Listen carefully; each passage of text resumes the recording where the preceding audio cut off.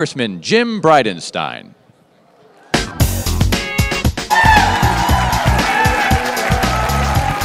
Thank you. Thank you. Wow, thank you for having me. I see a clock down here. It says that I've got 10 minutes and I'm down to 9 minutes and 50 seconds. So I've got a lot to cover. I'll be quick. Number one, I want to thank Steve Fair for all of the hard work he put in to make this conference a possibility. Thanks to the Republican Party of Oklahoma for also the hard work that they've done to put into this. There you go. And I guess there's a couple of key issues that I'd like to address. We have had a number of Republican candidates for the presidency come under scrutiny because of comments they may have made regarding a decision President Bush made back in 2003. I want to be really clear. I was a recipient of that decision. I was a Navy pilot at the time. I was on the USS Abraham Lincoln. Thank you.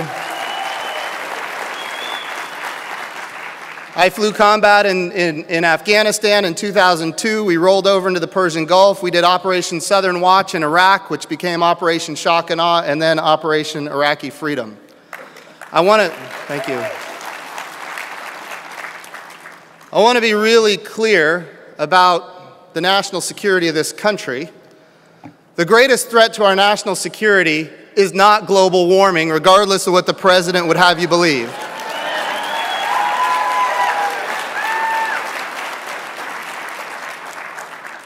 And I can also tell you that in 2006, we had a senator named Senator Obama who made these comments.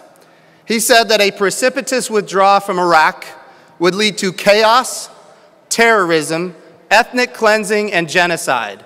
He said it would engulf broad swaths of the Middle East and endanger the United States of America. That was Senator Obama in 2006. Chaos, terrorism, ethnic cleansing, genocide. Broad swaths of the Middle East and endanger the United States of America. Then he decided he was going to run for president. Well, I wouldn't say he decided. He announced he was running for president because he had made that decision a long time ago. He announced he was running for president. And of course, that wasn't going to work. When he put his finger in the wind, he determined that's not going to work, so I've got to change my message. All of a sudden, it became an unjust war. And we took our eye off the ball, which was the good war in Afghanistan. And he was going to be the president that would end this war. And he campaigned on it. Well, he became president. And his own team, Ambassador Crocker and General Petraeus, came to him and said, we need to keep 20 to 24,000 troops in Iraq to sustain the blood-bought gains of the surge. And I want everybody here to remember that when we surged in 2007, we had stability in Iraq. We had an inclusive government. Al-Qaeda was on the run in Iraq. In fact, Al-Qaeda in Iraq seemed to all but be gone. And of course, at the time, there was no ISIS in Iraq. This was in 2008. President Obama assembled his national security team to include Ambassador Crocker and General Petraeus. They said, we need to keep 20 to 24,000 troops in Iraq to sustain the blood-bought gains of the surge. President Obama at that time said, no, I promised something else. Give me a different plan.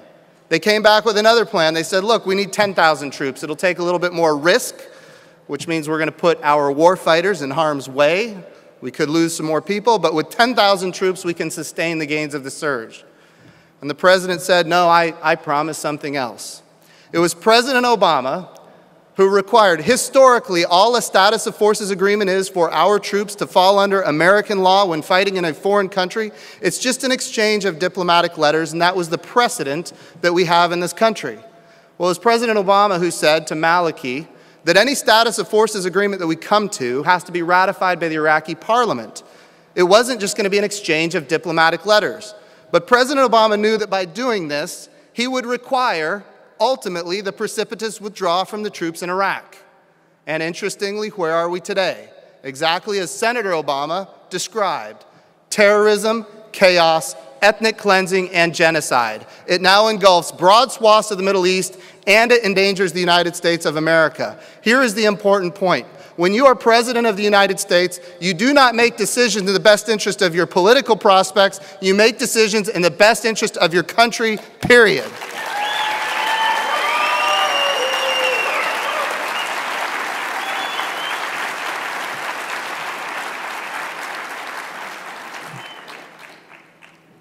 And so now we have presidential candidates that are being questioned about this decision back in 2003, and I want to make a comment for our friends in the liberal media. The question is not whether or not they would have made the same decision in 2003. The question is whether or not a president today would follow the same policies that President Obama has put into place that resulted in the rise of ISIS.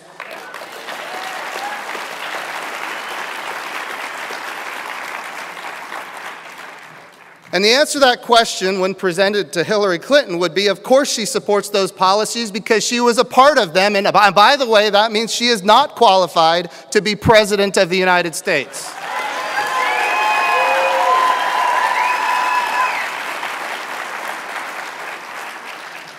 Only have a few more minutes left. This week, we're celebrating, I wouldn't say celebrating, we're commemorating Memorial Day. This is an important day in our nation. I'm going to tell a story. As a Navy pilot, when I was a young lieutenant junior grade, I got sent out to Point Mugu, California. That's where I was going to be stationed in 2001 before the events of September 11th happened. And my commanding officer sent me to an exercise in Korea. It was as if North Korea were to invade South Korea. How would we as the United States of America respond? And ultimately, I took one day off when I was in Korea. I went up to Panmunjom, where the armistice was signed in 1953. I want to be clear, there's only an armistice. There is no treaty. There is still a demilitarized zone, and there are guns on both sides of the demilitarized zone pointing at each other. When I was there, I went up a watchtower with a friend that I made when I was there. He was a soldier in the Japanese army. He spoke Japanese, of course. He also spoke Korean, and he spoke English. And he was interpreting for me what I was seeing. When we went up a watchtower, on the horizon, there's this big city in North Korea. And I asked him, I said, I was under the impression that everybody here was starving to death and that it was destitute. What's the story with this big city? He said, well, that city was built as propaganda. It's called Propaganda City. It is to encourage South Koreans to defect to North Korea. It's the strangest thing I've ever heard. And the loudspeakers said, come to North Korea, the land of opportunity. And at this point, 5% of the population in North Korea was starving to death every year. And finally, the billboards. The billboard said, come to North Korea. Our generals are better than your generals. And every time I tell this story and I say that line, it gets a chuckle as it did today. But for those of us who grew up in this country, we find it funny. But it's really not funny. In this country, we don't fight for generals. We don't fight for autocrats, and we don't fight for men. We fight for institutions. We fight for the Constitution. We fight for the rule of law.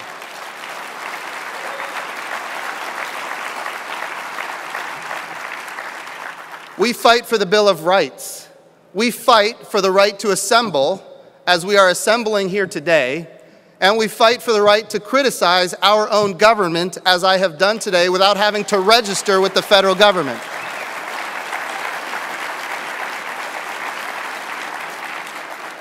Friends, these are the things we fight for, and these are the things that we as Republicans, these are the things that should give us hope. When I was in Korea, I went to church. It was a Sunday, and I walking down the street a couple of days prior, I saw this building with a cross on the door. I made a decision to go, and on Sunday I went. Now, I will tell you when I was there that the people inside that church, they didn't speak my language. Maybe a couple of them spoke very broken English. But when we were there, we worshiped freely. And friends, the only reason I was able to have that experience, and when I say we worship freely, this is what's interesting. I couldn't understand a thing they were saying in their song, but I can tell you it was in the melody of Amazing Grace. Friends, the point is this. The only reason I had that experience is because somebody from this country went to that country. And so many of us made that ultimate sacrifice. And friends, that's what we're remembering this week when we commemorate Memorial Day. Friends, thank you so much for having me. God bless you. Have a great conference. Thank you.